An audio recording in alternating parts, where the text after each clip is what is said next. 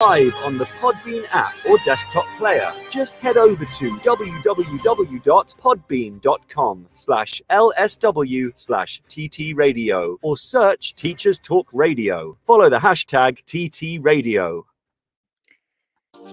So, a bit slow there today. It's the summer holidays. If you're a first-time listener, welcome. Those of you who are regular listeners, know that I normally have special guests with me every week. However, this week I'm going solo. So I'm going to need your support, as I'd like to be very interactive today to help move things along. And I'm willing to give prizes. You can message into the studio by typing out a text, or you can also tweet at me at Sobia Stella S or at TT Radio 2021. There have already been some great conversations taking place regarding today's show on social media, so I can't wait to get stuck in. I can't believe we've only got a couple of weeks of the summer holidays left. They have flown by. It's summertime. Time to sit back, relax, and unwind.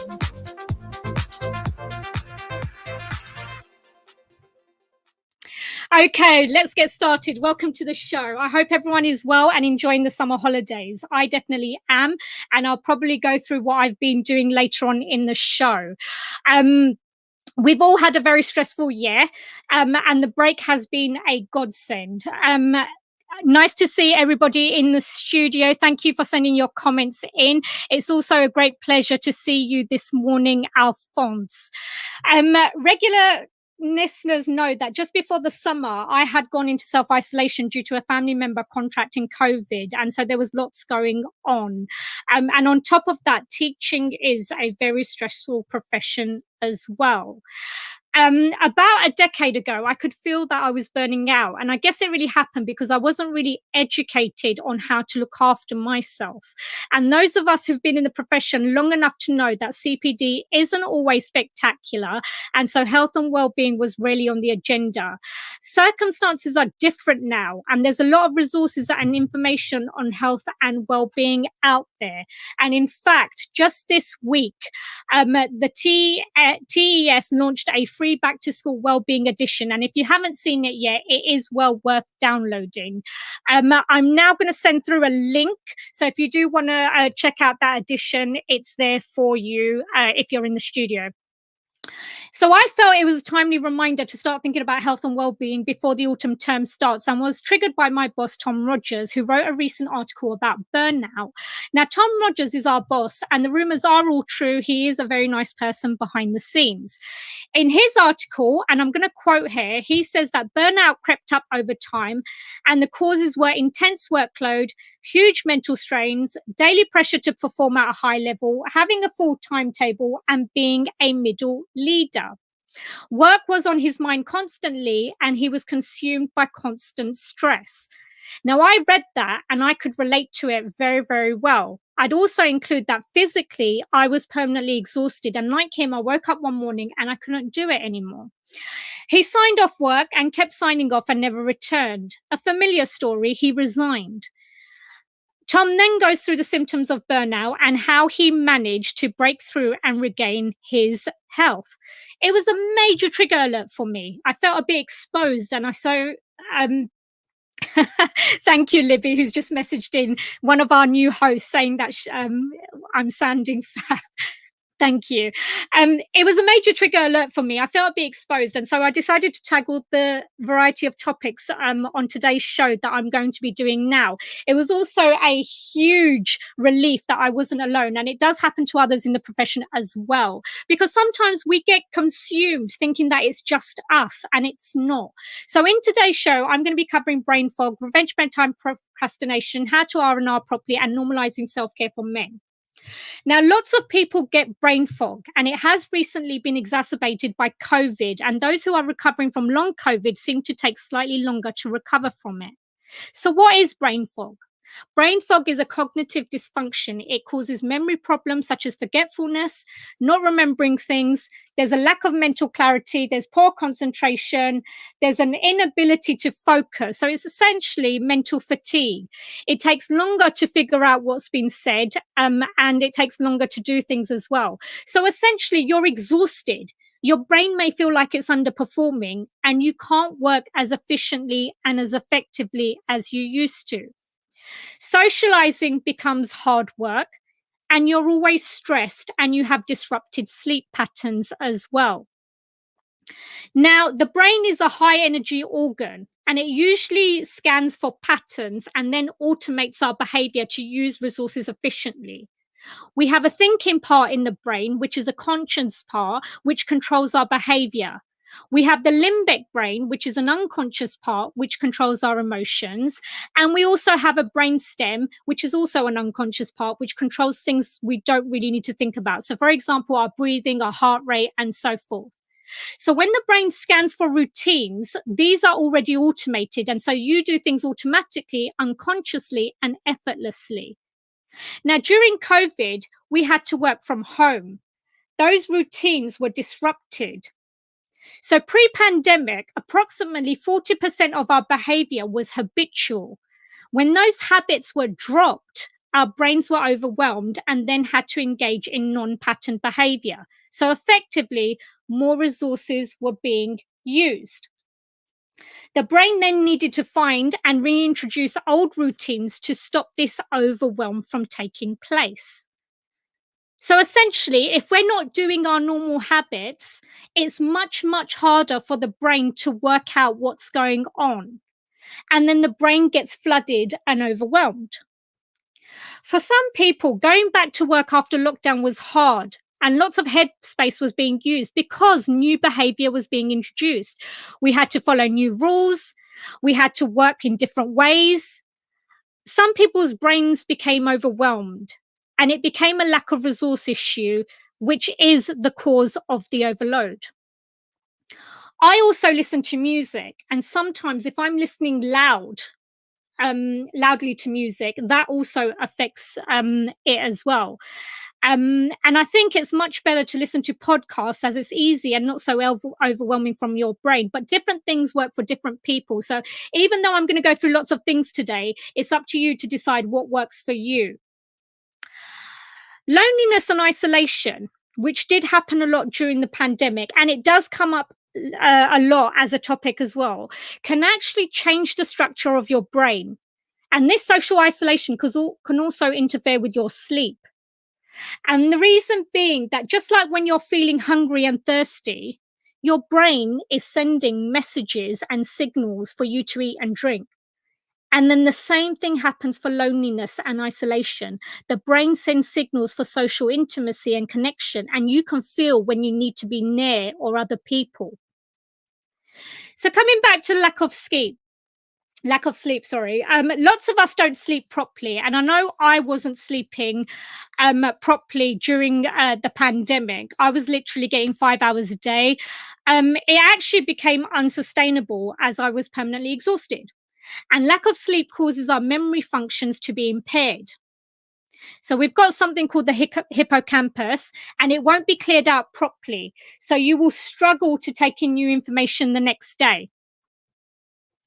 Sleep help clears waste and toxins produced. You can either feel refreshed, groggy, or tired based on how much sleep you've had. If you feel groggy, there is still some waste needing clearing, and so more sleep is required. So occasionally I've woken up during the pandemic and I've been really, really groggy. That means I need to make sure I'm getting enough sleep. We're not really taught about brain awareness, but lack of sleep causes toxins to remain, which actually is a huge contributor to brain fog and fatigue. And eventually, a continuous lack of sleep can lead to other diseases such as Alzheimer's and other things that you can have. Now, I'm just going to quickly go through a health warning. I'm going to give you lots of information today, but I do think that if you have got underlying health issues or you're not sure about something, the best thing to do is to consult with your GP and not just rely on this podcast, okay? Because like I said, different things work for different people, and it's really important to make sure that you are following guidance from a GP. So what is brain fog? As I said before, it's losing your train of thought. It's difficulty in remembering what you read, and it's taking longer to complete tasks. All of those are symptoms. So let's go through some of the causes. Number one is stress, and I'm talking about chronic stress. It could be that you have an increase of blood pressure. You can have a weak immune system. It triggers anxiety and depression. You might have insomnia, memory loss, and brain fog due to stress. Now, too much of the stress hormone, cortisol, can damage brain cell membranes, and this interferes with the formation of new brain cells. Your learning is affected, and your words and language are affected as well. So you become much slower. You can no longer be flowing continuously, and your vocab is no longer rich either because you're struggling to remember things. You may become clumsier. So your spatial awareness is affected, and you have mental fatigue all the time. So mental fatigue is when you can't think properly, and it changes the perception of your physical fatigue as well. So sometimes your physical fatigue is when your body is exhausted, but mentally you're okay. COVID has exacerbated this, and you can have either or both. Disrupted sleep and work overload contribute to stress. And I can't emphasize this enough, how much sleep is important for you. So, how can you tackle and lower stress? There's different things that you can do, and different things work for different people. So, number one, meditation. Everybody knows about meditation. It can improve your focus and concentration. But did you know that it can also reduce your biological age by 12 years? It's hard to master though. And I've had problems with meditation because I can't concentrate for long amounts of time.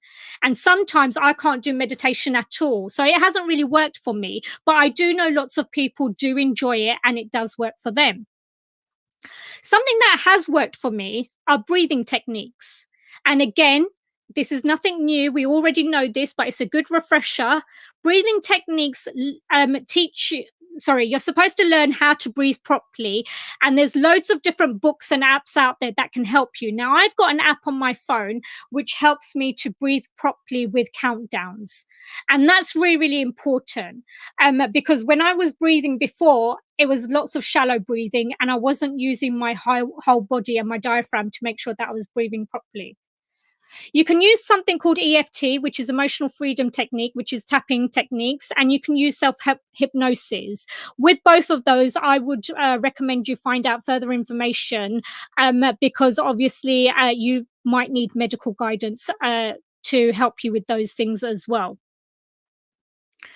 Now, other causes of brain fog are due to underlying health conditions. So, for example, if you have depression, and if you have anxiety, or you have chronic pain, all of those contribute to brain fog.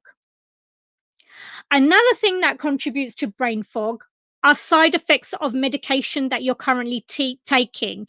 And I would recommend you speak to your GP about this to find out, because things like antihistamines contribute to brain fog, antidepressants contribute, and painkillers all contribute to brain fog, which makes your brain fuzzy. Brain fog changes patterns of behavior, so you don't feel like yourself. And women are usually affected due to hormonal changes and lack of balance. And the best way to tackle all of this is to change your diet. Now, regular listeners know that I did change my diet ages ago, and I have mentioned it on a show before. It truly does work.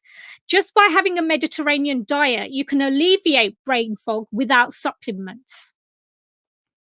So things like iron deficiencies can impact on brain function. And if you're a vegetarian or a vegan, you need more B12 as well. Otherwise, it could lead to anemia, and that also affects the brain function and contributes to brain fog.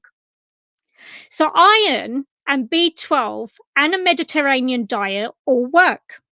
Vitamin D can lift your mood and eliminate brain fog significantly. I take something called Hux D3, which you can buy over the counter at Boots or at Tesco's. And that helps me because I feel like I have more energy and I feel more myself. You also need to think about changing your lifestyle. And that lifestyle means physical activity as well. I'm just going to quickly take a caller. Hello. Hello, did you mean to call in? I think I pressed the wrong button here. From now on, I might as well talk. That's absolutely fine. Are you a teacher? Pardon? Are you a teacher? No. Yeah, in a sense I am. You are a teacher. And a pastor, pastor churches, so that counts me in as a teacher, I think. Okay, so you're a pastor in the church. Okay, Yeah, so are you here in to the learn church. about health and well-being today? Pardon? I'm in hospital at the moment. Oh no, everything okay? Yes, coming on well. I'm just waiting for a transfusion of iron, hopefully. Then I can get Okay, home. okay. Well, thank you for calling in. I hope you get well soon. It was a mistake, but Is I appreciate you talking to me. That's Yeah, absolutely fine. It's not a problem. I really hope you get well soon. And the fact thank that you're you. listening in is great. So we hope you enjoy the rest of the show as well. Thank you very much. Take care. Okay. So, as I was saying, iron and B12 and a Mediterranean diet works. Okay, brain fog can also be cleared up quickly by sleeping properly, managing stress properly, and exercising the body and brain. So let's go back to physical activity for a moment. We all know that physical activity releases endorphins. Walking therapy is great, and I'm going to give you a bit of insight into this. I was really, really bad with physical activity. I just never had time. I was always making excuses. But when COVID and the pandemic happened, I actually took time out, and every single day after school or during the pandemic, I was walking for 2 hours a day, and it actually turned my life around because by walking or doing physical activity, it helps increase the glucose and the oxygen flowing to the brain. And because I've been walking in nature for 2 hours a day throughout COVID, my physical health is much, much better than it used to be. Another thing that you could do is that if you're constantly sitting down, standing up after long periods of sitting down works to clear brain fog as well, because you're using muscles to stimulate brain function, and that can lessen brain fog too. Now, you have to remember that some people have gone through COVID, they have had COVID, and you're recovering from long COVID as well, some of you. So, your brain has just tried to save your life, and that brain would have needed lots of resources. So, other things you can do to eliminate and lessen brain fog is to adjust the lighting in your room. I have a season effective disorder lamp,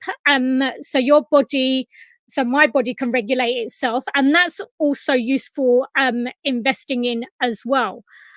Outsourcing your memory by getting things down on paper, phones, and calendars so that you're not overloading your brain is a really, really good idea. Right now, I don't remember anything for school. I make sure everything's written down, including my personal stuff. If I've got appointments, I don't waste any time. I just make sure that everything's written down in calendars or on my phone in the notes section so that I don't have to remember things. So let's go a bit deeper into food and diet, because I've mentioned this before about having a Mediterranean diet. We've already discussed lack of iron, and B12 can be problematic. But we've not gone into a lot of detail about the types of foods that can affect brain fog. Lack of omega-3, which is essential fatty acids found in sardines, salmon, and trout, is also a problem. So if you don't have the omega-3, that could actually contribute to brain fog as well. You need high doses of DHA, and I'm going to pronounce this, so don't laugh if I get it wrong. It's docosahexaenoic acid, which is beneficial for your brain. So instead of you need to be able to top up with supplements, but you need high doses of DHA. So please check the packaging and consult with your doctor if you have any issues with that. Now, there's been a huge amount of information about food and diet within social media and everywhere that you read these days. Sugar does contribute to brain fog, and the body having too much glucose and then too little impacts you. And low glucose level leads to brain fog, mood swings, irritability, mental confusion, and impaired judgment. Fat is also important. It helps the brain produce raw materials to create essential brain chemicals. And 50% of healthy fat comes from nuts, avocados, coconut oil, and olive oil, salmon, and eggs. So if you're looking to change your diet, those are the things to focus on. However, and I didn't know this, so whilst I was researching this, I was quite shocked, and I need to change my diet with this. Vegetable oil can cause inflammation and brain fog. So if you have huge amounts of vegetable oil, that can actually be detrimental, as can dairy and peanuts. So please be careful with that. Now, speaking on inflammation, pain inflammation also causes brain fog. If you've just joined us, we're discussing brain fog. And brain fog is when you're feeling you can't remember things, your brain's not as effective and working efficiently as it was supposed to. You struggle to remember things, and language and speech are a bit slower than normal as well. Sometimes we have emotional experiences, and we experience pain, and that could be detrimental, and your brain actually makes comparisons between the different types of pain you've had. So you need to move your attention and focus from the pain. Otherwise, your brain does become overwhelmed if you're constantly thinking about it. So the normal guidance: smile, have fun, do things which bring you joy and happiness, do all work because it lowers the cortisol levels. And also fake smiling helps as well. Sometimes when you're not feeling great, just practice smiling, because that does release endorphins, which helps greatly. Now, we've discussed sleeping improves brain fog, and you can improve your sleep by removing caffeine or alcohol, because both of those contribute to insomnia, stress, and anxiety. Another thing to do is not to snack before bedtime. If you are going to snack, make sure it's 2 or 3 hours beforehand. And finally, stick to bedtime routines and go to sleep the same time daily. Now, during the holidays, we kind of get out of those routines and we end up sleeping later, and we end up feeling really, really tired in the morning, and it's a vicious cycle. And I'm going to go through that a bit later on when we're talking about revenge procrastination, to explain what happens there. Now, your brain understands sadness. So you can tell when you're pushing yourself too much. Your body and your brain, you can feel it. You get signals. So you need to make sure that you look after your health and well-being. Otherwise, you are going to risk burning out, which leads to further emotional suffering. And those of you who've just joined us, at the beginning of the show, I was talking about Tom Rogers' article, which he wrote on burnout, which is really, really good to read. Remember when we were going through COVID and we were all feeling a bit zoomed out because everything was on Zoom? Well, the reason was that you had to concentrate harder on Zoom because there's a bigger cognitive load. And the only way that you could get around that and to clear brain fog and stop the tiredness was to actually meet up face to face, or talk on the phone, or go out for a walk to alleviate the pressure. So having rich and varied experiences in nature and moving in different rooms helps clear brain fog as well. And then finally, I'm going to move on to intermittent fasting. And intermittent fasting, for those of you who don't know, is when you're eating in a window of 10 hours a day, and it actually causes new brain cell growth, which is called neurogenesis, and gives your body a break from digesting, which is good for the brain. Now, there's been a lot of information there. And those of you who don't know, I actually have A-levels in biology and chemistry.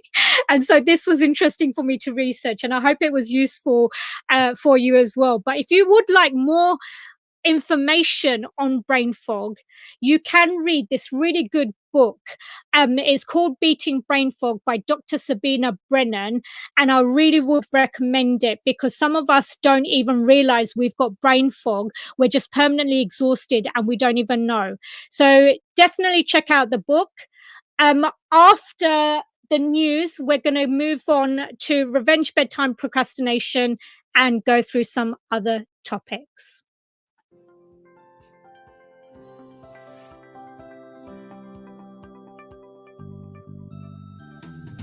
Creative Resources, made for teachers by teachers. At Creative Resources, we've been rethinking what a classroom can be. We've created a huge range of more than 2,500 original and exciting resources that span across more than 15 different subject areas. Whether you're looking for primary or secondary level resources, careers options, PSHE, arts, or humanities, Creative Resources have the resources for you. We offer full curriculum packages and unique, challenging escape rooms themed on topics such as Shakespeare, Tudors, and fractions. We have quizzes, task cards, Tarsier puzzles, and lots more. Better still, more than 100 resources can be accessed for free. Just visit our website, www.cre8tiveresources.com. You can get 10% off any order you make on our website by using the discount code TTRadio. Creative Resources, made for teachers by teachers.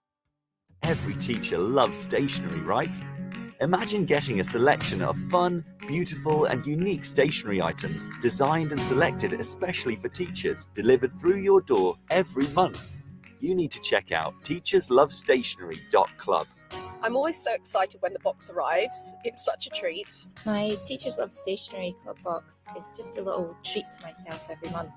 It's always full of delightful and surprising items, including some really good quality stationery brands like Faber-Castell and Stabilo. And because you never know what you're going to get, it makes it even more fun and special when you get it. It feels really great to be supporting a family business that's run by real teachers. I can't help feeling like they just know what I'm going to enjoy using stationery-wise better than I do myself. Visit teacherslovestationery.club and enter the code TTRadio when you buy your first stationery box to save £2 today. teacherslovestationery.club. Introducing the Leadership Masterclass series by Diana Osagi. Learn how to ditch your fears and develop your leadership confidence. How to deal with difficult colleagues. How to thrive when you lead in a challenging environment. And how to get colleagues to buy into your vision. Join Diana for her online leadership masterclasses starting on the 10th of July and running all the way through the summer. These sessions are the perfect way to prepare and refresh for the next academic year and beyond. Book your place at courageousleadership.co.uk/events now. The first 50 leaders to sign up get an additional free mini coaching session with Diana herself. Don't miss this. Courageous Leadership Masterclasses at courageousleadership.co.uk/events.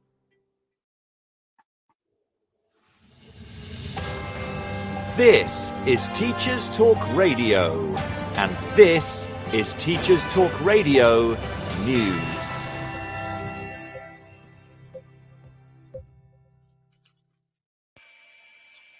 Following reports of record results achieved by pupils in this year's A-levels, focus has now turned to those who will begin their courses in September 2021.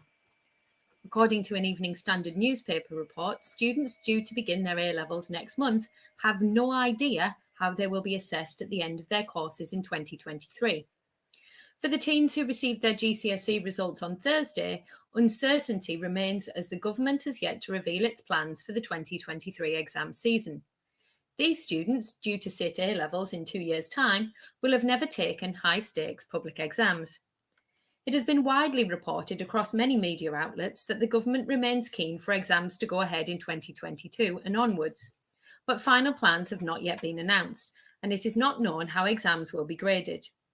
There have been some reports that mitigations such as choices of topics may be in place for 2022, but for 2023 there is even less information, leading to further uncertainty for students who have already felt the significant impact of the pandemic. In a related article, the Evening Standard also reports that many education leaders are now demanding more funding to help sixth forms cope with a likely surge in demand for places following this year's GCSE results. The planned £100 million worth of support is being described as inadequate when there are 1.1 million sixth formers already in England. With many schools in Scotland looking to welcome back students in the coming week, the website Social Care Today is reporting on new guidance which has been issued to help schools better support transgender children and young people in Scotland. The guidance contains real-life examples, shares best practices, and gives advice on a wide range of issues such as bullying, safety, and privacy. Scottish Education Secretary Shirley-Ann Somerville made it clear that pupils are happier and learn more when they feel safe, respected, and included. The guidance aims to give teachers and all staff working in schools the confidence and skills to support the mental, physical, and emotional health of transgender young people. Its intention is to provide practical suggestions, but not be prescriptive, and takes into consideration respect for the rights of all pupils. Finally, the Guardian newspaper has released the obituary of Susan Reynolds. Reynolds was an academic who changed the way historians think about the Middle Ages. She believed the description, widely taught in schools, of the system as vertical, with kings at the top and peasants at the bottom, was misleading. According to The Guardian, her work has been so influential that a generation of university history students has already dropped feudal from their vocabulary, and suggests that changes to the curriculum will be likely in schools and colleges at some point in the near future. This has been your Teachers Talk Radio Weekend News with Jo Fox. Right, thanks for that, Jo. Welcome to all the listeners who've just entered into the room. If you've just joined us, we've been talking about brain fog. Brain fog is a cognitive dysfunction. Sometimes you're not even aware that you have it. It causes memory problems such as forgetfulness, not remembering things. There's a lack of mental clarity. There's poor concentration, an inability to focus. So you have mental fatigue and it takes longer to figure out what's been said and to do things. And we've been talking about things like your diet. We've been talking about your brain. And essentially you need to know more about brain awareness. So it's really interesting and it's well worth doing your own research on as well. We're going to move on next. We're going to be talking about revenge bedtime procrastination. It's the act of going to bed later than you plan to without any practical reason to do so. So basically, you go to sleep later because emotionally you feel work and other activities have stolen from your day. So you overcompensate your me time.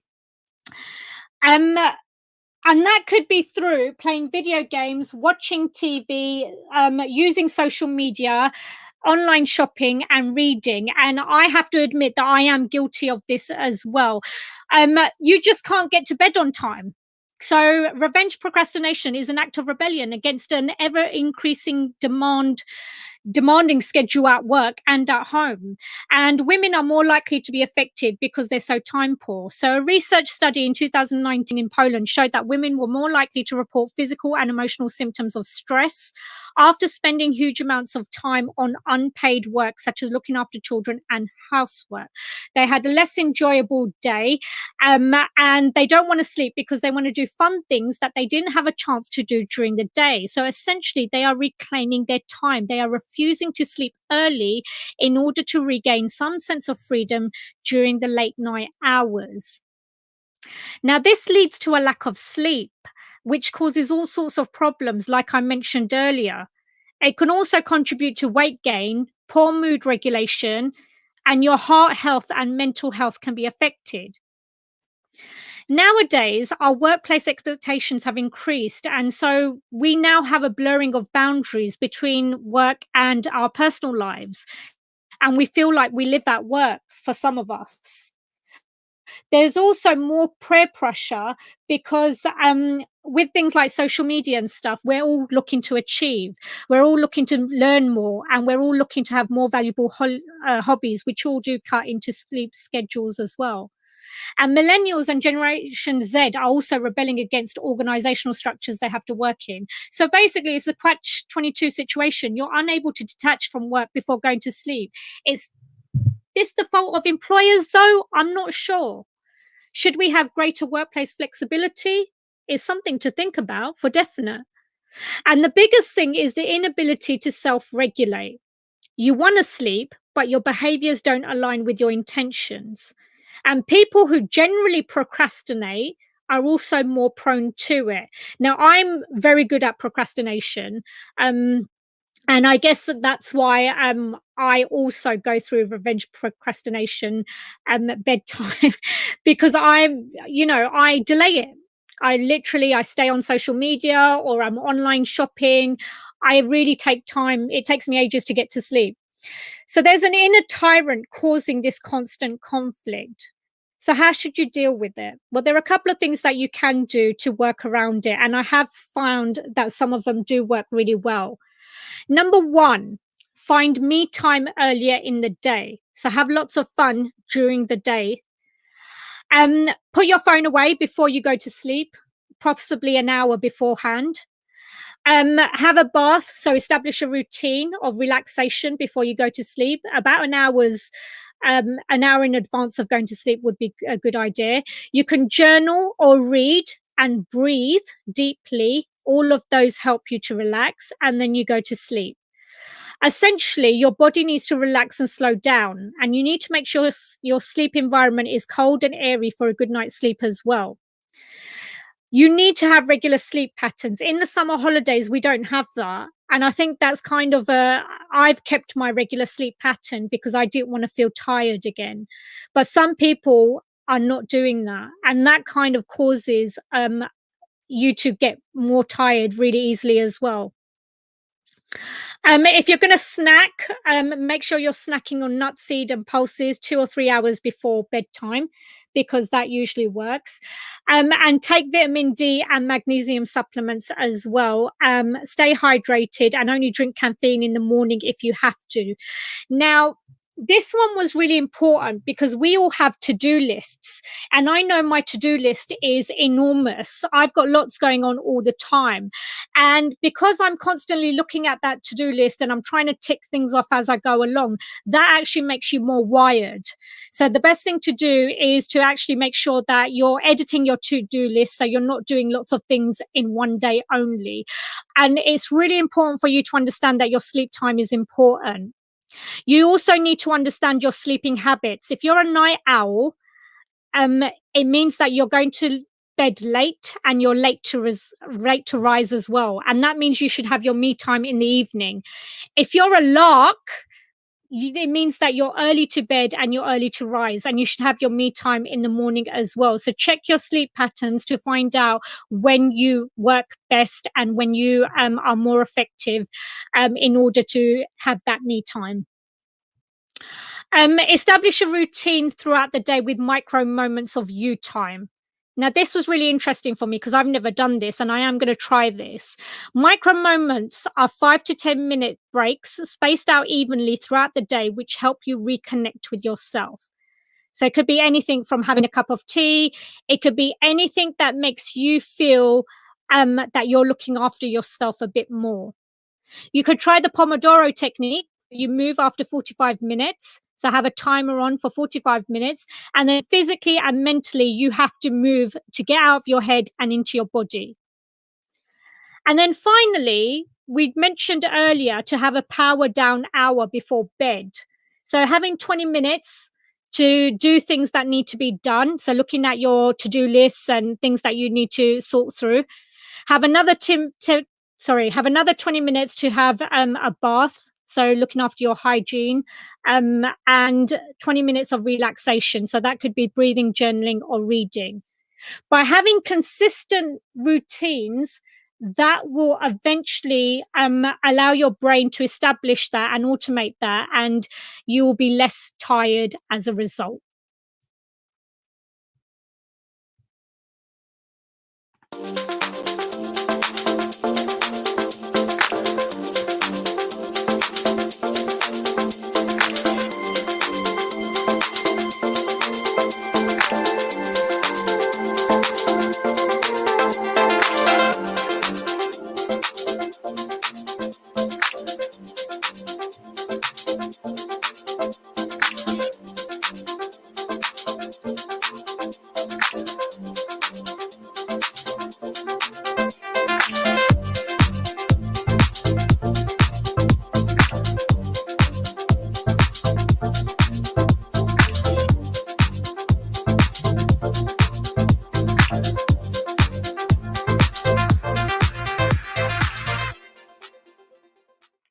Right, welcome back. Okay, those of you who've just joined us, we've been talking about lots of things this morning. We've been talking about brain fog. We moved on to revenge bedtime procrastination, and we're now going to move on to relaxing properly, R&R, and self-care for men. Do you know how to relax properly? Because sometimes I don't. I carry on having the same routines during the holidays as when I'm at work, and lots of us are unable to relax as well. We have no idea. We go online, we waste hours, we work. We need to have a constant connection to the internet, and I know there's a lot of us who are like that. Just being on Twitter shows me that a lot of us have to be connected to the internet all the time. All of these things, technology, phones, work emails, and social media, cause us to zone out, and we don't realize where the time has gone. We begin disassociating because the mind is exhausted and overwhelmed, and it's brain dead. I know when I've spent hours on social media, or where I've just been online shopping or whatever it is, I've come out feeling exhausted. And essentially they're all distractions to avoid getting close to oneself. So you need to be mindful of that. And the only way you can do that is to think about, what did you enjoy as a child, and find the adult version of that. So for example, if you were a child who played in the sandpit and you enjoyed that, then look at doing pottery. So rather than being online all the time or using your devices, try doing different activities which get you outside and in nature. Go and explore somewhere. A really important thing to do is to set boundaries. Now, this is really important because I thought self-care was about going to the spa and pampering yourself and looking after yourself. But actually, self-care isn't. It's about things that we're going to be talking about now. And setting boundaries is one of the most important things about self-care. You need to think about what you're going to tolerate and what you're not going to tolerate. And you need to make sure you've established routines for that as well. Lots of people do yoga and exercise. There's loads of sayings on social media all the time. Take time to make your soul happy. No one is perfect. Practice grace. Say no. Unplug yourself. You will start working afterwards. But they're all just sayings. They're not really helpful with self-care. Self-care is an intentional act of changing things to support your well-being. It's about thinking about, how do you want to spend your time, and how do you like to spend your time as well. So when we're talking about people, for example, look at your maximizers. Being around energetic friends and family also, does definitely help, and having fulfilling activities. Minimize your time with negative family and friends, and don't do things that you don't enjoy doing. And self-care is different for everyone. So being able to rest and relax properly comes down to knowing how to self-care for yourself and understanding your individual needs in boosting your resilience. Now, a basic daily routine could consist of having social connection, which is really important. So if I go back to the beginning of the show, we were talking about how loneliness can contribute to brain fog, and it could cause dysfunction to your brain. So social connection is really important. Regular exercise and good nutrition is really important. We've discussed sleep, positive emotions, and I'm going to come back to this afterwards, but doing things that you enjoy. A lot of men messaged me this week about the things that they enjoy, and we're going to go through some of those things, like stroking pets, music, and different activities. Goal setting. Now, I was quite shocked at this one because I thought, hang on, goal setting, that's putting additional stress on ourselves, making sure that, we're off for the summer holidays, for example. Why would I want to goal set during the summer holidays? But actually, goal setting is actually quite important. You don't have to tackle a big goal, but you can have small goals to celebrate small wins that makes you feel good on a daily basis. Making sure you check in with your values and your purpose regularly. We need to know our why in order to feel healthy, and to keep going through the things that we're affected by on a daily basis. Checking our physical environment, and also minimizing stress. So what I'd like you to think about is to make a plan to commit. And you're going to commit to your self-care, because the things that you can do, you're already doing some of them, especially during the summer holidays. You're going out in nature, you're taking part in activities. Try to put mental rings around some of the issues that you have. Now, I know sometimes it's very difficult to be at home with family. You're not used to your normal routine, and sometimes arguments can spiral out of control. Whatever issues you're going through, put mental rings around them and come back to them at a later time. Drink lots of water. It gives you energy, and it's also a self-soothing tool. And develop self-compassion for yourself. I'm really bad with this. I blame myself for a lot of things, and I'm not very compassionate towards myself. I'm compassionate towards other people, but rarely towards myself. So that's something I need to work on. Approach your feelings with curiosity and not judgment. It's really important to think about your feelings and why you're feeling the way you are. And a lot of us, instead of thinking about our feelings and what's happening inside us, we start doing things like binge eating.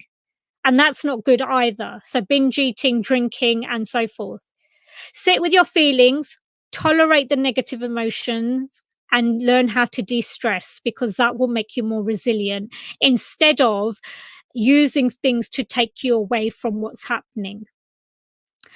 Don't sit there ruminating. I've been through ruminating in the past, and it just makes me really lethargic and tired. So instead of ruminating, you can meditate, or you could, if you don't like meditation, try some other relaxation technique to help you take the focus off the rumination. Procrastination. We're in a never-ending cycle of procrastination causing anxiety, anxiety causing more procrastination. The only way to beat this is to do 1-minute tasks and then build up. So don't procrastinate. Do all the things that take only 1 minute to do. And then once you've done all those tasks, then focus on tasks that slightly longer to do and finish off and do those as well. And make sure you track your self-care. Sometimes we don't track it. We don't know what's working. You need to understand and be aware of what works and what doesn't work, and then change things accordingly. I tweeted something out this week, and some people, a lot of people agreed with it, and some people didn't agree with it. And it was just basically advice for new teachers, saying that you should learn to have boundaries between self and work. And your work shouldn't be your identity. And some people agreed, and some people didn't, because some people do take it seriously and think that, education is part of their identity. But it is really important that you understand who you are rather than what you do for a living. And I think sometimes we forget that, especially as educators. Managing your energy is important, as is nourishing your mind and body. And self-care is not spas and pampering. It's not buying things to make yourself feel better. It's actually doing the everyday things and establishing routines. Now, in the mid-1500s, self-care was a synonym for self-interest and self-regard, and it was things to advance one's own self-interest.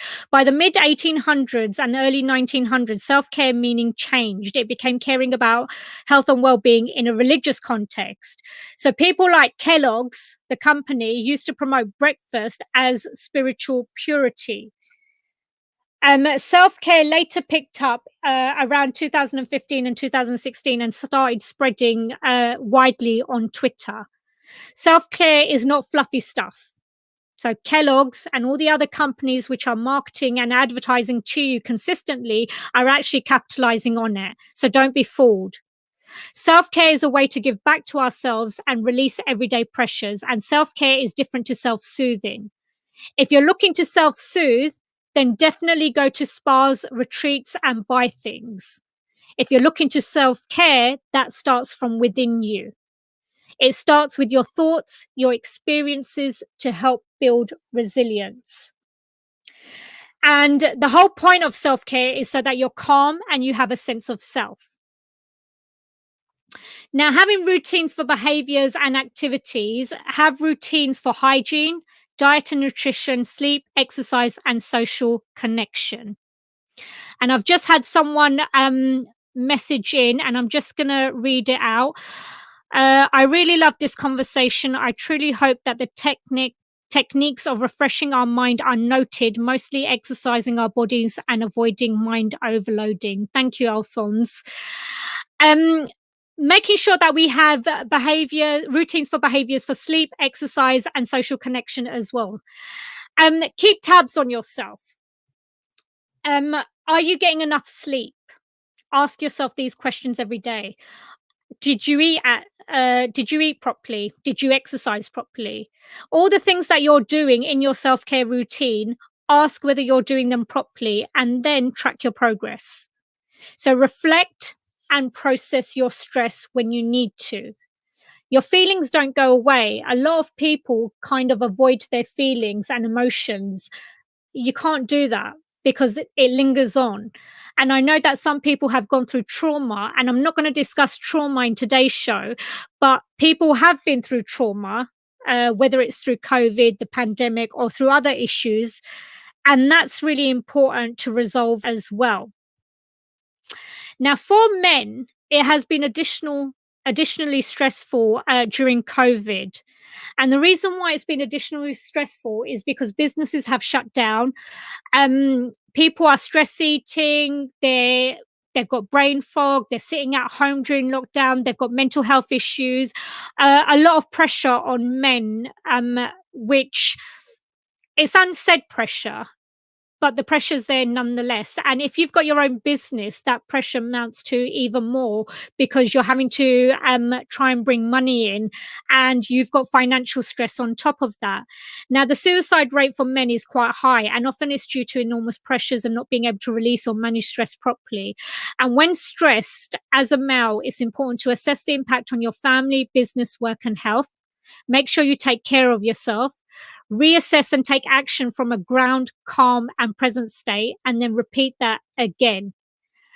Men currently live approximately 5 years less than women, and they avoid going to the doctor unless it's serious. And they're the least likely to reach out as well, which obviously leads to depression and, if it's very severe, suicide. So for men, I just want you to take a minute to think about this.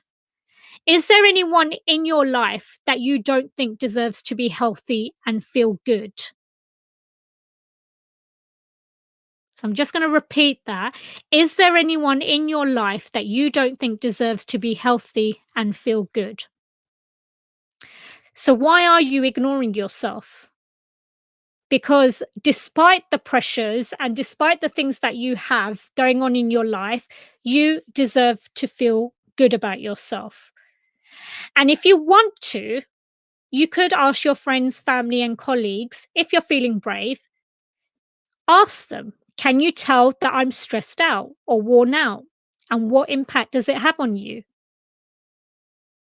And also think carefully about the following. How would your life be if you were less stressed or tense? And once you've worked all of that out, set intentions which lead to desired actions. So if you need to go to the gym, go to the gym regularly. Make sure you stick to it. If you need a weekend break, make sure you take a weekend break. Dropping old habits is a good one. Try and establish new habits and removing negativity. And if you have to, get an accountability partner to help. So when I tweeted out, what kind of things do you do to R&R? How do you remove stress? Loads of men messaged me with so many different activities. It was unbelievable. I was overwhelmed with all the messages that I was getting coming in. So, for example, we had men saying that they were spending time with their pets, spending time with their family. They liked going to the gym. They liked going running. They like to take bubble baths. They like to do DIY and house building, things around the house and stuff. And all of those things were great, but they're not the things that are going to truly calm you down. So yes, you can do all of those things, but your habits and your routines and things that you do on a daily basis also need to be aligned. So think about that carefully if you're really looking to relax and rest properly.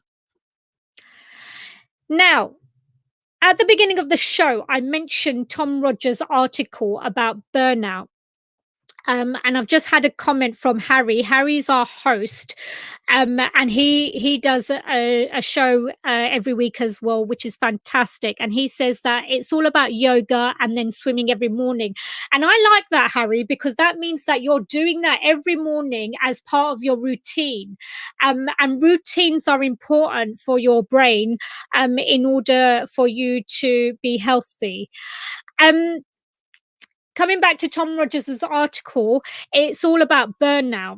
And some people don't know what burnout is. Burnout is when you have trouble getting to work, you have lack of energy, you're not getting enough sleep. And sometimes you feel a bit lost and directionless. So you've forgotten your purpose, you've forgotten your why.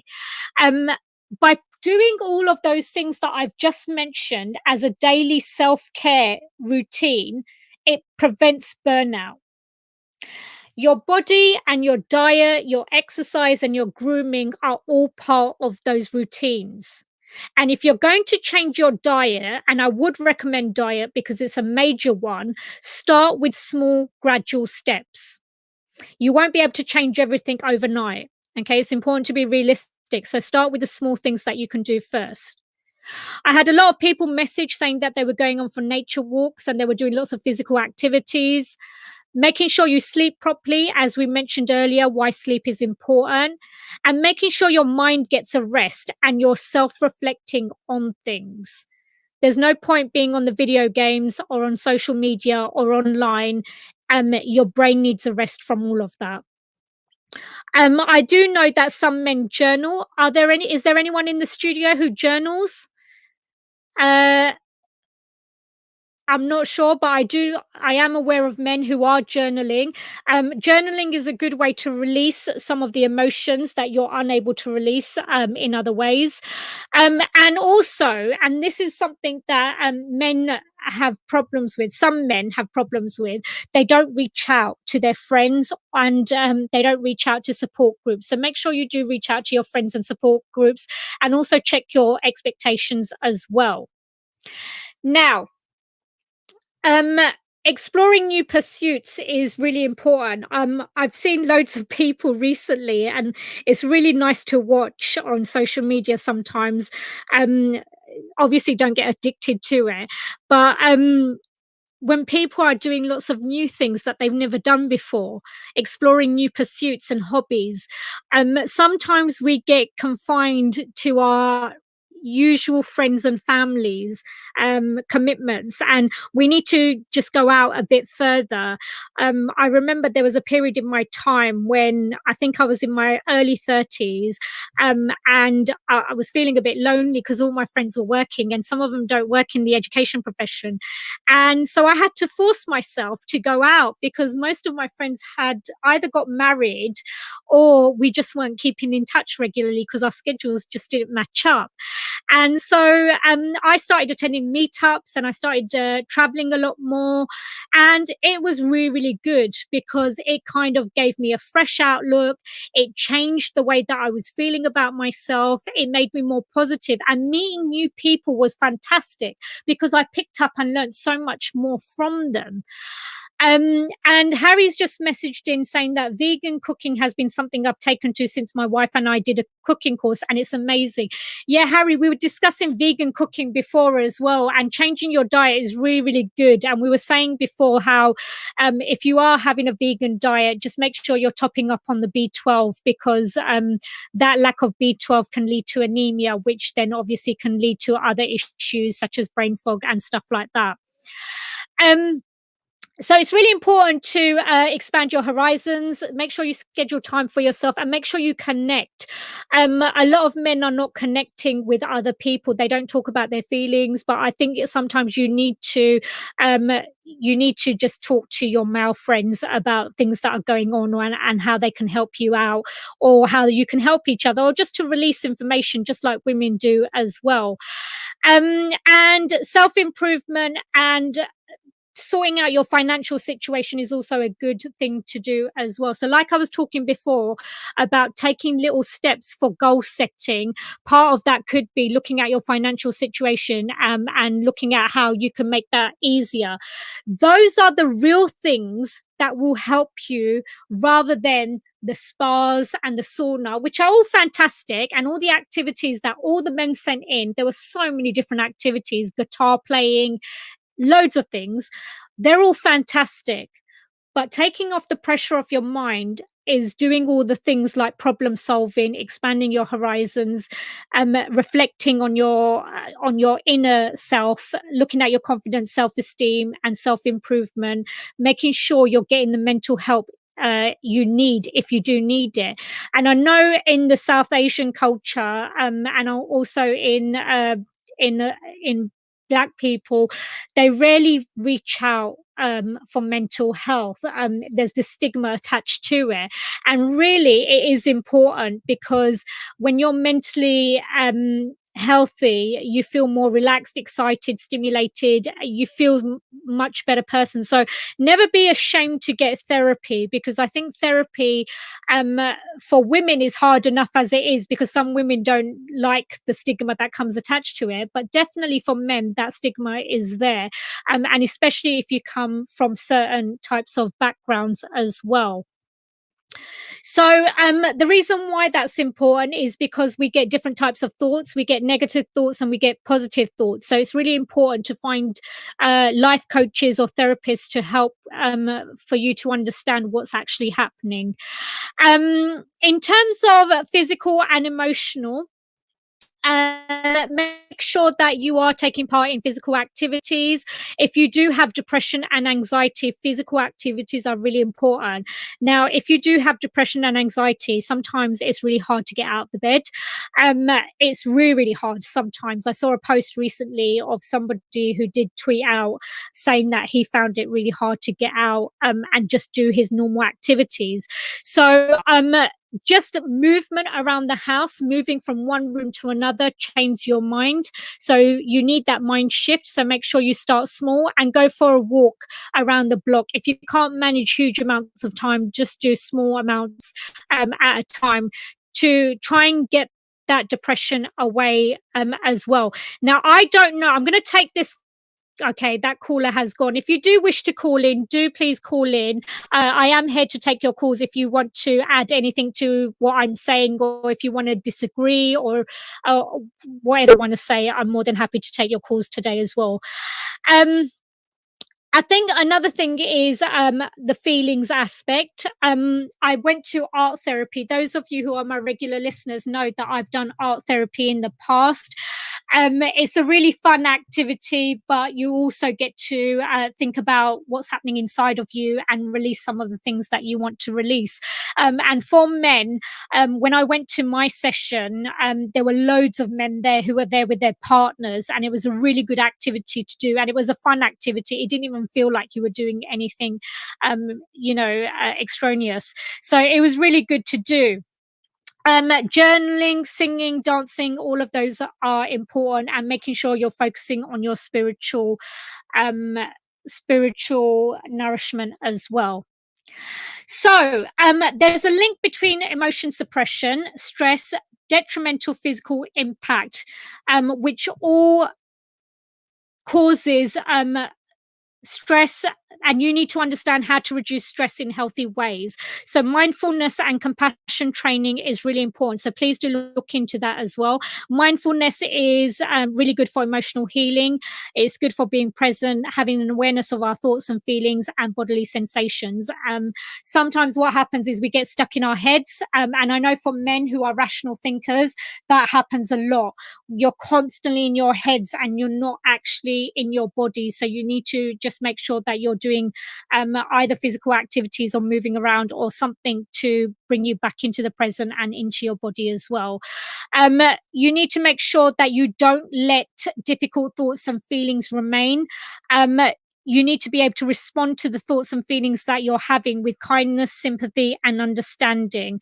And also self-compassion like I said earlier, is important for your emotional well-being. Sometimes we beat ourselves up a lot. And I know with men, just by the men that I'm surrounded with, I know that sometimes they take it to heart that they've done things wrong, or they just don't speak about it, and they give themselves a hard time about that as well. But, you have to look after yourself, and it's okay to make mistakes, and nobody's perfect. And you just have to learn how to deal with it and move forward. Travel is a good thing to do, and just keeping up to date with what's going on around in the world general is good to do as well. But don't do any doom scrolling. Don't go onto Twitter and just read all the bad news that's going on, because a lot of people do that as well. Okay, we're going to head over very quickly to the news one more time, and then we're going to finish off today's show. Okay.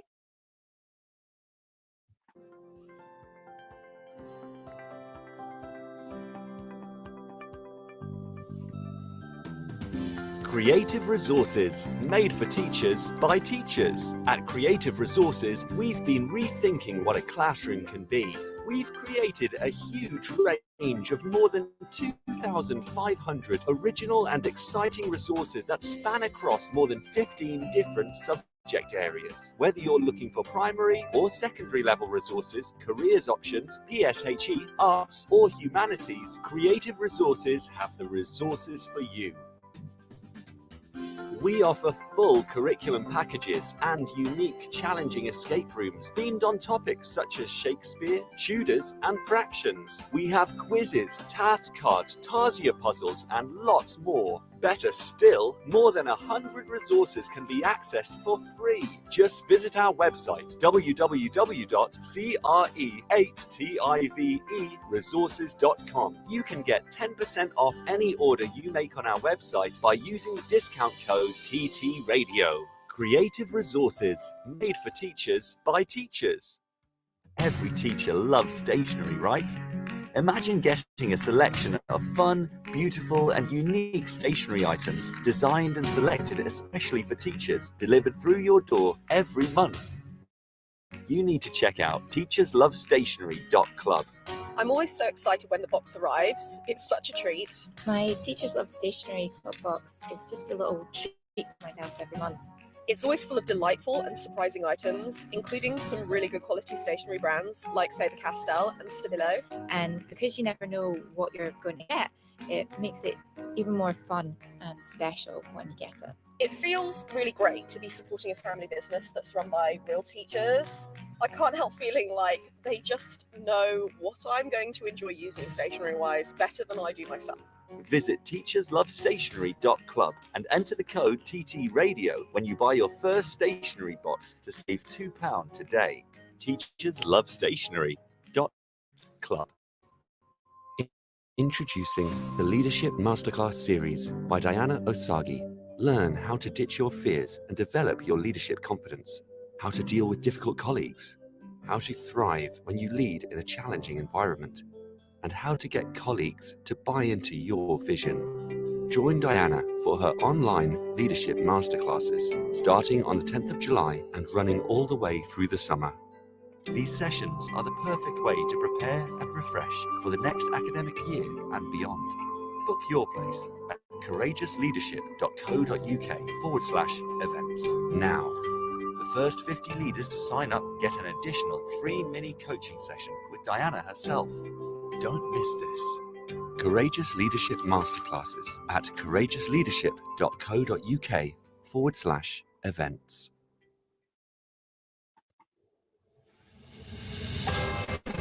This is Teachers Talk Radio, and this is Teachers Talk Radio News.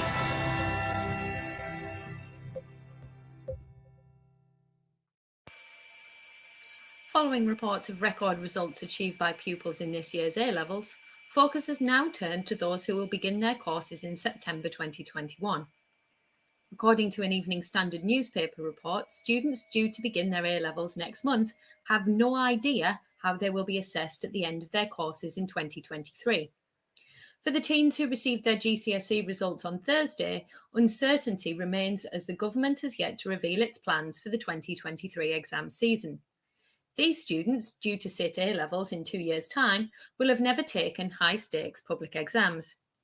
It has been widely reported across many media outlets that the government remains keen for exams to go ahead in 2022 and onwards, but final plans have not yet been announced, and it is not known how exams will be graded. There have been some reports that mitigations such as choices of topics may be in place for 2022, but for 2023 there is even less information, leading to further uncertainty for students who have already felt the significant impact of the pandemic.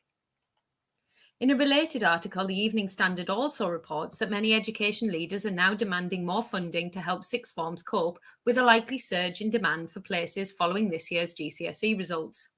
The planned £100 million worth of support is being described as inadequate when there are 1.1 million sixth formers already in England.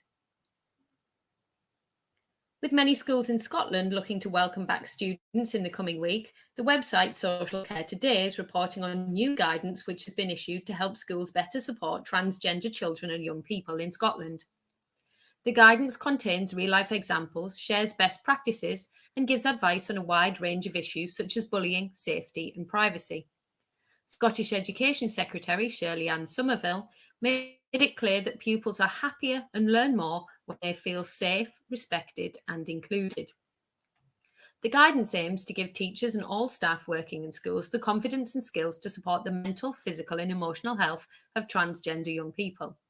Its intention is to provide practical suggestions, but not be prescriptive, and takes into consideration respect for the rights of all pupils. Finally, the Guardian newspaper has released the obituary of Susan Reynolds. Reynolds was an academic who changed the way historians think about the Middle Ages. She believed the description, widely taught in schools, of the system as vertical, with kings at the top and peasants at the bottom, was misleading. According to The Guardian, her work has been so influential that a generation of university history students has already dropped feudal from their vocabulary, and suggests that changes to the curriculum will be likely in schools and colleges at some point in the near future.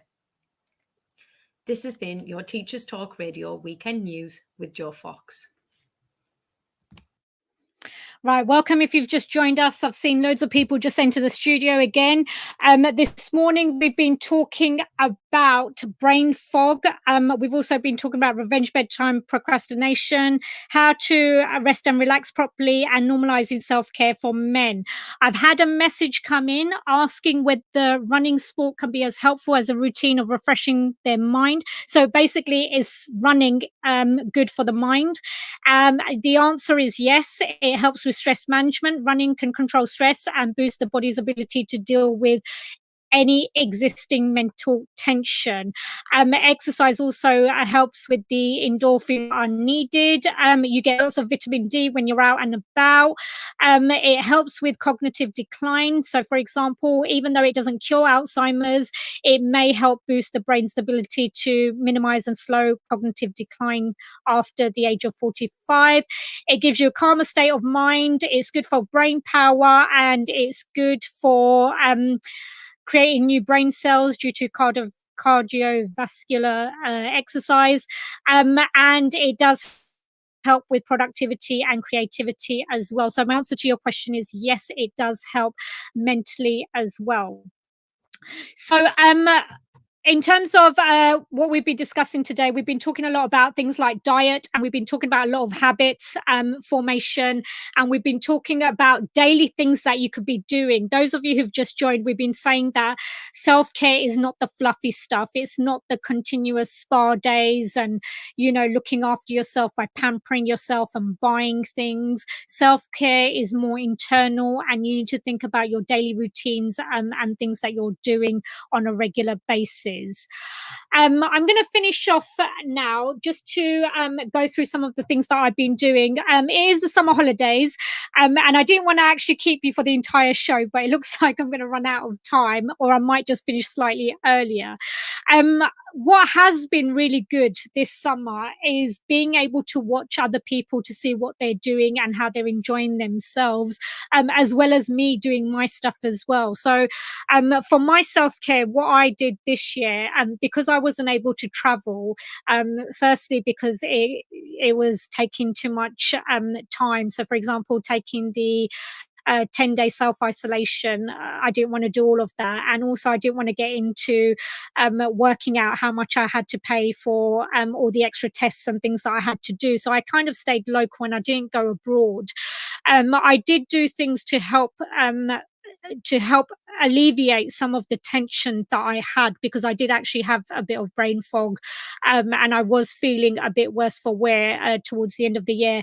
So I did go hiking, and that was quite good, because being in nature, like I said earlier, was really, really good.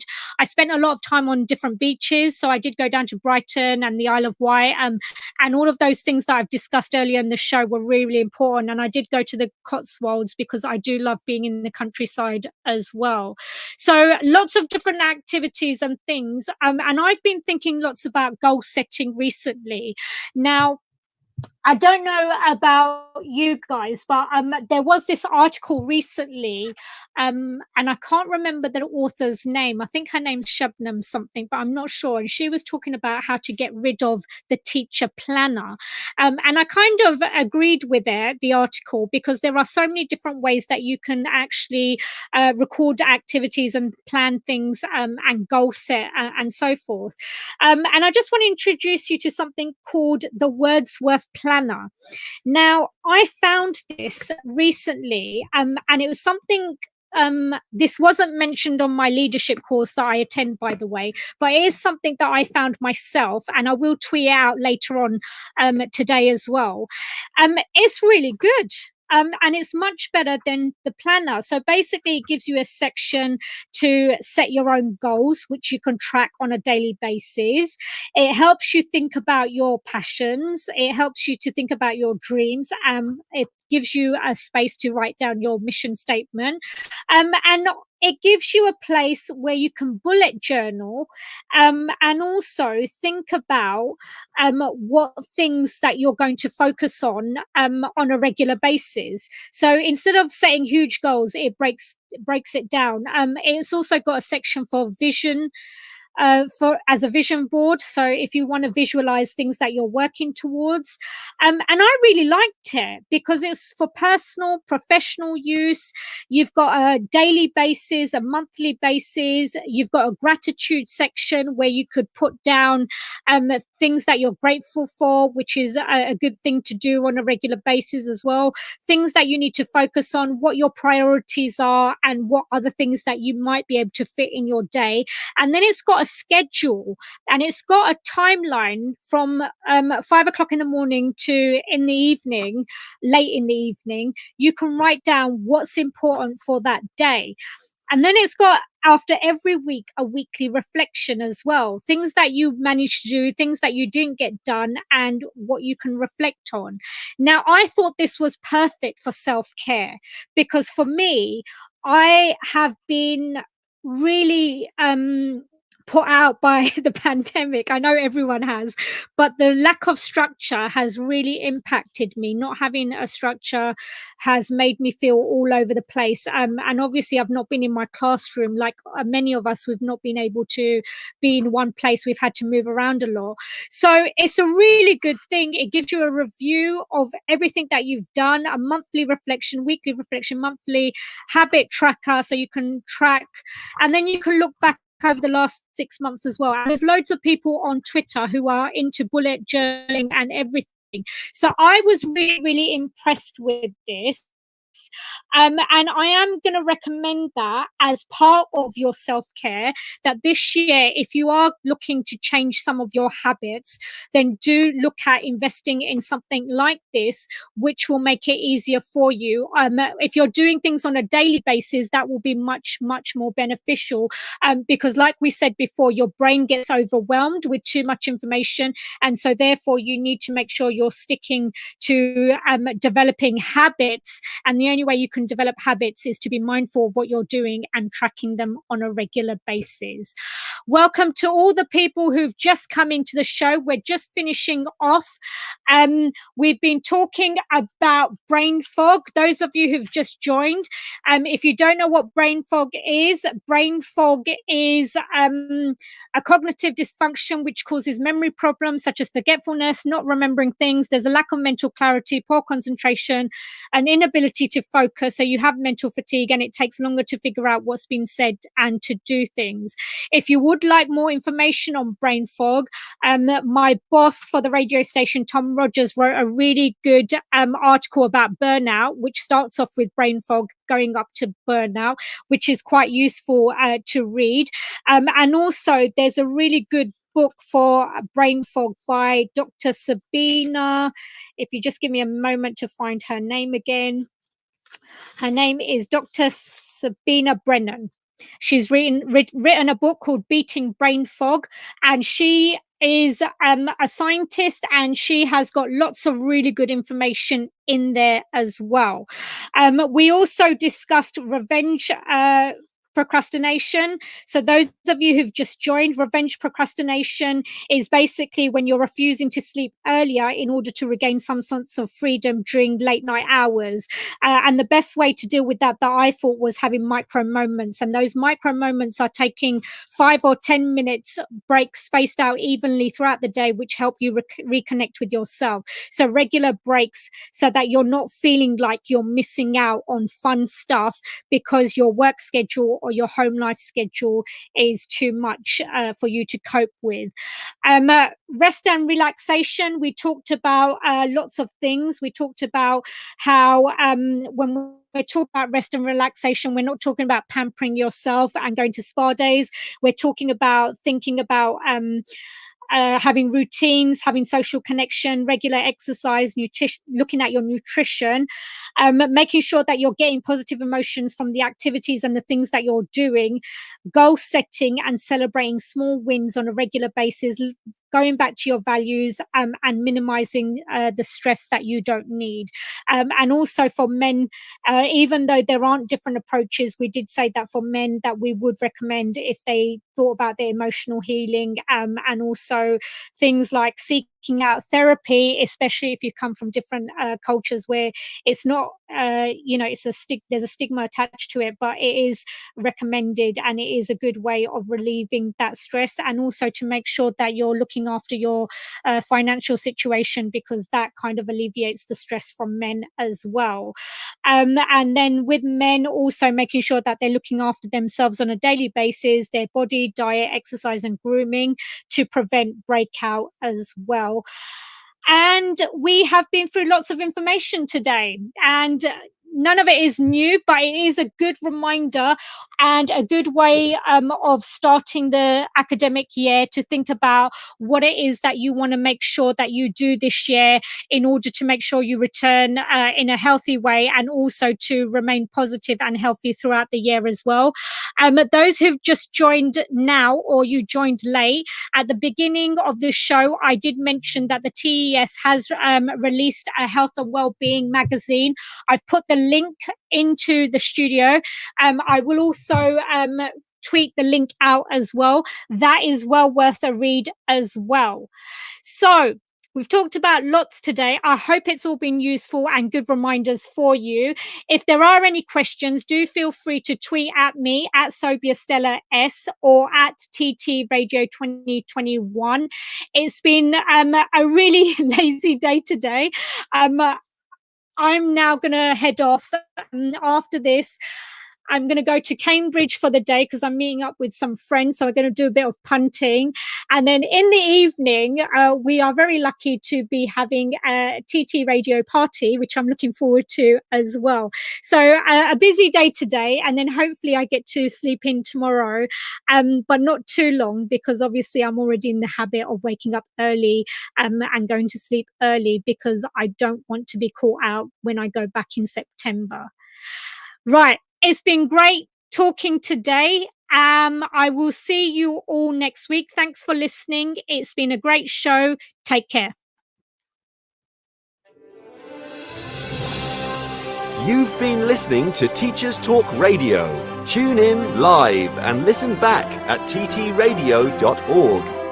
We look forward to hearing from you next time on Teachers Talk Radio.